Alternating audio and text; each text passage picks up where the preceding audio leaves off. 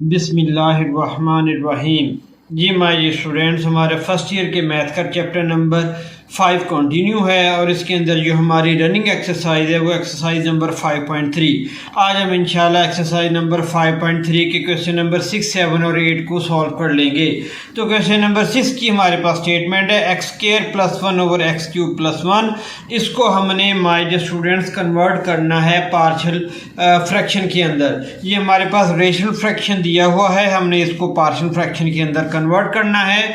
तो सबसे पहले हम क्या देखते हैं, मैंने आपको कई दफ़ा पहले भी इसके बारे में बताया हुआ है कि हमने ये सबसे पहले फाइंड आउट करना होता है कि जो दिया गया एक्सप्रेशन हमारे पास है क्वेश्चन का वो प्रॉपर रैशनल फ्रैक्शन है या इम्प्रॉपर रैशनल फ्रैक्शन है। अगर डिनोमिनेटर की डिग्री हाई हो, न्यूमिनेटर की डिग्री लेस हो, then it is called proper rational fraction. और दूसरी सूरत के अंदर ये इम्प्रॉपर रैशनल फ्रैक्शन होगा। यहाँ पर डिनोमिनेटर की डिग्री 3 है, न्यूमिनेटर की डिग्री 2 है। As degree of denominator greater than degree of numerator, so it is a proper rational fraction, यानी कि इसको हम पार्शियल फ्रैक्शन के अंदर रिजॉल्व कर सकते हैं।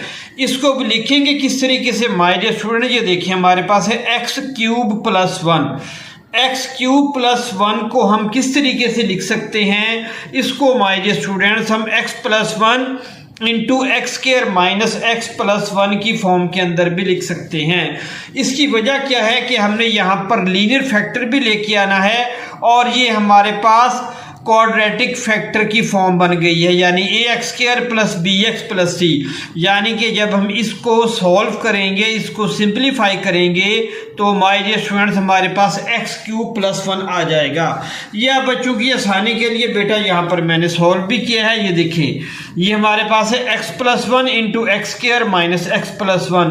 अब x को x² से जब मल्टीप्लाई करेंगे तो क्या आ जाएगा x³, फिर x को -x से मल्टीप्लाई किया तो -x², उसके बाद x को 1 से मल्टीप्लाई किया x, अब 1 को x² से मल्टीप्लाई किया +x², उसके बाद 1 को -x से मल्टीप्लाई किया माय डियर स्टूडेंट्स तो -x आ गया, और 1 को जब 1 से मल्टीप्लाई करेंगे तो 1 आ जाएगा। अब -x² हमारे पास +x² से कैंसिल और +x माय डियर स्टूडेंट्स हमारे पास -x से कैंसिल। अब बाकी हमारे पास क्या बच गया, x³ + 1, यानी हम इसको इस फॉर्म के अंदर लिख सकते हैं। यही चीज़ माय डियर स्टूडेंट्स मैंने यहाँ पर मेंशन कर दी है और साथ a³ + b³ का फार्मूला भी यहाँ पर लिख दिया है। अब माय डियर स्टूडेंट्स हमारे पास हम इसको लेट कर लेंगे, ये a/, first linear factor + bx + c। ये चूंकि हमारे पास क्वाड्रेटिक फैक्टर है इसलिए इसके न्यूमिनेटर में लिखेंगे bx + c, और ये हमारे पास my dear students equation number 1 बन गई। अब लेफ्ट साइड का जो डिनोमिनेटर है उससे दोनों साइडों पे आप मल्टीप्लाई कर दें तो हमारे पास ये इक्वेशन 2 आ जाएगी बेटा। अब यहाँ पर हमने देखना है कि हमारे पास लीनियर फैक्टर कौन कौन से एग्जिस्ट कर रहे हैं। इस इक्वेशन नंबर 2 के अंदर हमारे पास सिर्फ एक लीनियर फैक्टर है x + 1। पुट x + 1 = 0, x की वैल्यू क्या आ गई -1, इसको इक्वेशन नंबर 2 के अंदर पुट करें। अब देखें ये x + 1 0 हो जाएगा, इसलिए ये पूरी टर्म 0 हो जाएगी। अब x की वैल्यू हमारे पास क्या है -1, इसका स्क्वायर आ गया, फिर +1 एज इट इज, फिर a एज इट इज लिख दिया। x की जगह पे -1 लिख देंगे -1, स्क्वायर एज इट इज, ये माइनस आ गया, फिर x की जगह पे -1 +1 आ गया। अब इसको सिंप्लीफाई करेंगे, सिंप्लीफाई करने के बाद हमारे पास a का जो आंसर आएगा वो है 2/3। अभी भी हमने b और c की वैल्यूज को फाइंड आउट करना है, लेकिन यहाँ पर कोई और लीनियर फैक्टर तो एग्जिस्ट नहीं कर रहा। अब हम क्या करेंगे, इसको मल्टीप्लाई कर देंगे और इसको मल्टीप्लाई कर देंगे आपस में। फ्रॉम इक्वेशन 2 हमने मल्टीप्लाई किया। अब x² और x के कोफिशिएंट्स को बेटा हम कंपेयर कर लेंगे, आपको कंपेयर करना आता ही है। x² का कोफिशिएंट 1, x² का कोफिशिएंट a और x² का कोफिशिएंट +b हमारे पास आ गया। ठीक हो गया बेटा। अब a की वैल्यू को पुट कर दें 2/3, 2/3 इधर जाके माइनस हो जाएगा, 1 माइनस 2/3 एलसीएम लेके सॉल्व कर लेंगे तो b की वैल्यू हमारे पास आ जाएगी 1/3। अब हम क्या करेंगे, x के कोफिशिएंट को कंपेयर करेंगे। x इधर है ही नहीं, इधर आ जाएगा 0 और यहाँ पर -a और +b +c। नेक्स्ट पेज के ऊपर मूव करते हैं। देखिए वही चीज़ बेटा यहाँ पर आ गई। देखें -0 is equal to -a + b + c। a की वैल्यू पुट की, b की वैल्यू पुट की, c। अब ये दोनों इस साइड पे आके इनके साइन चेंज हो जाएंगे। ये माइनस था प्लस हो जाएगा और ये प्लस था माइनस हो जाएगा। एलसीएम लेंगे तो c की वैल्यू हमारे पास आ जाएगी 1/3। अब हमारे पास a, b और c की वैल्यूज बेटा आ चुकी हैं। इनको क्वेश्चन नंबर 1 के अंदर पुट कर देंगे और ये हमारे पास रिक्वायर्ड पार्शियल फ्रैक्शन आ गए। अब क्वेश्चन नंबर 7, सबसे पहले इसको चेक करें बेटा हम कि ये प्रॉपर रैशनल फ्रैक्शन है या इम्प्रॉपर रैशनल फ्रैक्शन है। इसकी डिग्री हाई है। देखें यहाँ पर x की पावर 2, x की पावर यहाँ 4 हो जाएगा और ये x की पावर 2, इसका मतलब है denominator has high degree then numerator, so it is a proper rational fraction. तो लेट कर लें तो अब हमारे पास ये जो क्वाड्रेटिक फैक्टर है ax + b over quadratic factor plus c over first linear factor plus d over second linear factor. ये क्वेश्चन नंबर 1 आ गई। डिनोमिनेटर से दोनों साइड पे बेटा हम लेफ्ट साइड पे जो डिनोमिनेटर है उससे दोनों साइडों पे मल्टीप्लाई कर दें। उसके बाद बेटा हमारे पास ये क्वेश्चन नंबर 2 आ गई। अब यहाँ पर लीनियर फैक्टर्स कौन कौन से हैं देखें। ये हमारे पास first linear factor x + 1 = 0, x की वैल्यू -1 के बराबर आ गई। इसको क्वेश्चन नंबर 2 में पुट किया बेटा। उसके बाद सिंप्लीफाई करेंगे। अब ये तो बेटा आप कर ही लेंगे ना, बिल्कुल सिंपल। थोड़ा सा हिंट में आपको दे देता हूँ। देखें x + 1 0, यहाँ पर x + 1 मौजूद है, ये पूरी टर्म 0। जब यहाँ पर 0 पुट करेंगे तो ये पूरी टर्म 0, यहाँ पर x + 1 मौजूद है, ये पूरी टर्म 0। हम सिर्फ इसको सॉल्व करेंगे और इसको सॉल्व करेंगे, ठीक है बेटा। तो ये c की वैल्यू हमारे पास आ गई -1/8। अब हमारे पास सेकेंड लीनियर फैक्टर यहाँ पर मौजूद है, x + 1 हमने देख लिया। x - 1 इसको भी 0 के बराबर पुट करेंगे, x की वैल्यू 1 आ गई।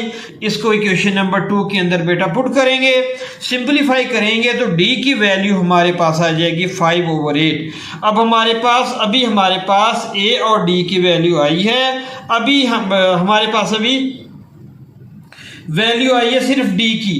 अभी हमने माय डियर स्टूडेंट्स वैल्यूज को फाइंड आउट करना है। ये d की वैल्यू हमने फाइंड आउट की और ये c की वैल्यू माय डियर स्टूडेंट्स हमने फाइंड आउट की। अभी हमने a और b की वैल्यूज को फाइंड आउट करना है, तो उसके लिए हमें इक्वेशन 2 की मदद लेनी पड़ेगी। इक्वेशन नंबर 2 पे आ जाए। देखिए यहाँ पर इक्वेशन नंबर 2 पे आ गए बेटा। अब क्या करेंगे, इसको इससे मल्टीप्लाई करेंगे, फिर आंसर को इससे मल्टीप्लाई कर देंगे, फिर इसको इससे मल्टीप्लाई करेंगे, आंसर को इससे मल्टीप्लाई कर देंगे, फिर इसको इससे मल्टीप्लाई करेंगे, आंसर को डी से मल्टीप्लाई कर देंगे, ठीक है बेटा। तो ये देखिए, ये फर्स्ट स्टेप मैंने किया। उसके बाद बेटा ये मैंने सेकंड स्टेप यहाँ पर परफॉर्म किया। बिल्कुल सिंपल मल्टीप्लिकेशन, आप इसको इजीली अंडरस्टैंड कर जाएंगे। एक एक स्टेप बेटा यहाँ पर मैंने परफॉर्म किया हुआ है और नोट्स का जो लिंक है वो डिस्क्रिप्शन पार्ट के अंदर मौजूद है, आप वहाँ से इजीली उसको डाउनलोड करके देख सकते हैं बेटा। अब comparing the coefficients of x³ and x²। पहले x³ के कोफिशिएंट्स को कंपेयर किया, यहाँ पर x³ है ही नहीं तो 0 आ गया। a + c माइनस हमारे पास आ गया और प्लस d। ये देखिए x³ ये है और ये है, इनके कोफिशिएंट्स क्या है, a + c + d यहाँ पर आ गया, ठीक हो गया बेटा। अब हमने क्या करना है, c की वैल्यू को पुट किया, d की वैल्यू को पुट किया, इसको सिंप्लीफाई किया। a की वैल्यू हमारे पास आ गई -1/2। अब हम क्या करेंगे, x² के कोफिशिएंट्स को कंपेयर करेंगे। x² यहाँ पर क्या है 1, इसका कोफिशिएंट 1 आ गया। फिर ये x² b यहाँ पे लिख दिया बेटा हमने, यहाँ पर ये देखें। उसके बाद हमारे पास x² यहाँ पर मौजूद, -c यहाँ पे लिख दिया और x² यहाँ पर मौजूद, +d यहाँ पे लिख दिया। अब हमने c की वैल्यू हमारे पास क्या है, देखें c की वैल्यू है -1/8, यहाँ पर ये मौजूद -1/8 और यहाँ पर जब -1/8 पुट किया तो माइनस हो जाएगा बेटा। यहाँ पर -1/8 को जो पुट करेंगे तो -1/8 और d की वैल्यू हम निकाल चुके हैं यहाँ पे। अब देखिए, अब ये लेफ्ट साइड पे ले जाएं, लेफ्ट साइड पे ले जाएंगे तो ये भी माइनस, ये भी माइनस, एलसीएम लेंगे। एलसीएम लेने के बाद b की वैल्यू हमारे पास आ जाएगी 1/4। अब a b c and d की वैल्यूज हमारे पास आ चुकी हैं। अब इनको इक्वेशन नंबर 1 के अंदर बेटा पुट किया हमने, इक्वेशन नंबर 1 के अंदर पुट किया, ये -1/8, तो अब इसको हम यूँ भी लिख सकते हैं ना, -1 × 1/8। तो ये जब नीचे आएगा तो ये डिनोमिनेटर न्यूमिनेटर पे चला जाएगा, न्यूमिनेटर डिनोमिनेटर पे आ जाएगा, यानी ये 8/1 हो जाएगा। तो इसको हम इस तरह लिख सकते हैं -1/, इसको हम इस तरीके से लिख सकते हैं, और इसको बेटा इस तरीके से लिख सकते हैं, और ये हमारे पास रिक्वायर्ड पार्शियल फ्रैक्शन आ गए। अब आज के लेक्चर का इंशाल्लाह लास्ट क्वेश्चन नंबर 8, उसकी तरफ मूव करते हैं। ये हमारे पास क्वेश्चन नंबर 8 आ गया। अब देखिए यहाँ पर अगर आप गौर करें तो ये हमारे पास पार्शियल फ्रैक्शन है सेकंड टाइप का, जिसके अंदर हमारे पास रिपीटेड लीनियर फैक्टर्स आ रहे हैं। ये कितने टाइम रिपीट हो रहा है? n टाइम्स, यानी 2 टाइम्स रिपीट हो रहा है। और ये हमारे पास क्वाड्रेटिक पार्शियल फ्रैक्शन है, तो ये degree of denominator greater than degree of numerator, ये प्रॉपर रेशनल फ्रैक्शन है। तो हमने इसको पहले x लेट किया, और ये हमारे पास a ओवर ये हमारे पास x -1। अब ये जितने टाइम रिपीट हो रहे हैं हम उतने टाइम लिखेंगे, b ओवर x -1 की पावर 2, ये क्योंकि 2 टाइम्स रिपीट हो रहा है। अब ये पार्शियल फ्रैक्शन को बेटा, क्वाड्रेटिक फ्रैक्शन को हम इस तरीके से लिख देंगे, क्वाड्रेटिक फैक्टर जो हमारे पास है x² + 2cx + d over x² + 2। इसको बेटा शुरू में भी लिख सकते हैं। अगर आप शुरू में लिखेंगे यहाँ पर तो इसे फिर लिखेंगे ax + b ओवर x² + 2, और यहाँ पर आ जाएगा +c ओवर x -1 और +d ओवर x -1 की पावर 2। आपकी मर्जी, मैंने लीनियर फैक्टर पहले लिख दिए हैं और क्वाड्रेटिक फैक्टर को बाद में लिख दिया है। आप क्वाड्रेटिक फैक्टर को पहले लिख सकते हैं, लीनियर फैक्टर को बाद में लिख सकते हैं। It depends completely upon your self. ये हमारे पास इक्वेशन नंबर 1 आ गई। अब डिनोमिनेटर से दोनों साइडों पे मल्टीप्लाई कर दिया बेटा, ये हमारे पास इक्वेशन नंबर 2 आ गई। अब लीनियर फैक्टर हमारे पास कौन कौन से हैं? एक ही लीनियर फैक्टर है x -1। x -1 को 0 के बराबर पुट किया, x की वैल्यू फाइंड आउट की, उसको इक्वेशन नंबर 2 में पुट किया, तो माय स्टूडेंट्स हमारे पास b की वैल्यू आ गई 1/3। अब हमने क्या करना है? इक्वेशन नंबर 2 की मदद लेनी पड़ेगी हमें। इक्वेशन नंबर 2, इसको टर्म को इस टर्म को मल्टीप्लाई किया, ये आ गया +b × x² + 2 as it is आ गया, और इस ये वाली टर्म ऐसी आ गई, और इसको a - b होल स्क्वायर के फार्मूले से ओपन किया तो ये वाली टर्म आ गई बेटा। अब हम क्या करेंगे? इसको b को इससे मल्टीप्लाई कर देंगे, इस टर्म को इस टर्म से मल्टीप्लाई करेंगे। यही काम मैंने यहाँ पर किया। देखिए ये बेटा हमारे पास आ गया। अब हम कंपेयर करना है कोफिशिएंट्स को, हम कंपेयर करेंगे किस किस के कोफिशिएंट्स को कंपेयर करेंगे? x³ x² एंड x के कोफिशिएंट्स को कंपेयर करेंगे। उसकी वजह क्या है? अभी हमें 3 वैल्यूज चाहिए। अभी तो जस्ट हमारे पास b की वैल्यू आई है ना, देखिए हमें a की वैल्यू भी चाहिए, c की वैल्यू भी चाहिए, d की वैल्यू भी चाहिए। इसलिए हम x³ x² और x के कोफिशिएंट्स को कंपेयर करेंगे। अगर यहाँ पर हमारे पास किसी a b या a c या d की वैल्यू भी होती, कोई एक वैल्यू और होती, फिर हम x³ और x² के कोफिशिएंट्स को कंपेयर करते। अब हमने x³ के कोफिशिएंट्स को कंपेयर करना है बेटा, तो देखिए यहाँ पर x³ है ही नहीं, तो यहाँ पर 0 लिख देंगे। तो a ये x³ है और हमारे पास ये x³ है, तो आ जाएगा a + c। ये इक्वेशन नंबर 1, यानी इसको a का नाम दे दें। उसके बाद x² के हमने कोफिशिएंट्स को कंपेयर किया, यहाँ पर x² है ही नहीं बेटा, तो यहाँ पर 0 आ जाएगा। तो ये -a, उसके बाद +b, उसके बाद -2c, उसके बाद +d।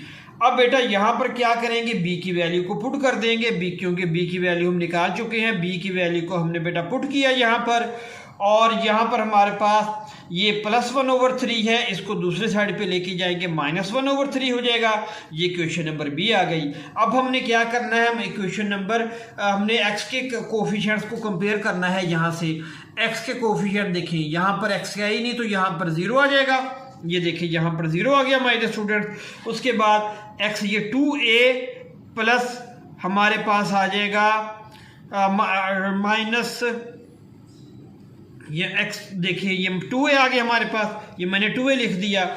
उसके बाद माय स्टूडेंट्स हमारे पास आ जाएगा x, और किधर यहाँ ये देखिए cx आ गया, यहाँ पर हमने लिख दिया +c, क्योंकि x का कोफिशिएंट c है और फिर आखिर में हमारे पास आ गया ये x, ये मौजूद है ये x, तो -2d लिख दिया, तो -2d लिख दिया। ठीक हो गया बेटा। तो ये x के कोफिशिएंट्स को भी हमने कंपेयर कर लिया और ये इक्वेशन नंबर हमारे पास C बन गई। अब माय डियर स्टूडेंट्स हम क्या करेंगे, अगर हम इक्वेशन नंबर 2 को 2 से मल्टीप्लाई करके इक्वेशन नंबर 3 के अंदर ऐड कर दें, देखिए 2 मल्टीप्लाई बाई इक्वेशन बी, यानी इस इक्वेशन को 2 से मल्टीप्लाई करेंगे और इसके अंदर ऐड कर देंगे तो हमारे पास सी की वैल्यू आ जाएगी। क्योंकि ये देखें इसको हम 2 से मल्टीप्लाई करेंगे, क्या हो गया 2a हो जाएगा, ये 2a से कैंसिल, और यहाँ पर 2d हो जाएगा, 2d माइनस 2d से कैंसिल, और ये c वाली रकमें हमारे पास बाकी बच जाएंगी। वही काम बेटा हमने यहाँ पर किया। देखें इक्वेशन नंबर 2 को हमने मल्टीप्लाई कर दिया 2 से, और इक्वेशन नंबर हमारे पास सी एज इट इज आ गई। देखिए एज इट इज आ गई। अब -2a और 2a आपस में कैंसिल, क्योंकि इन दोनों को हम ऐड कर रहे हैं, और प्लस 2d माइनस 2d आपस में कैंसिल। हमारे पास -4c प्लस c क्या बच जाएगा, -3c, और -2/3 एज इट इज आ गया। अब हमारे पास c की वैल्यू क्या आ गई, 2/9। अब इसको हम इक्वेशन नंबर 1 के अंदर पुट कर देंगे। इक्वेशन नंबर 1 के अंदर जब हम पुट करेंगे तो हमारे पास a की वैल्यू, ये इक्वेशन नंबर है बेटा, तो हमारे पास a की वैल्यू आ जाएगी -2/9। तो हमारे पास c की वैल्यू भी आ गई, हमारे पास a की वैल्यू भी आ गई। इसको इक्वेशन नंबर 3 यानी c के अंदर पुट कर देंगे।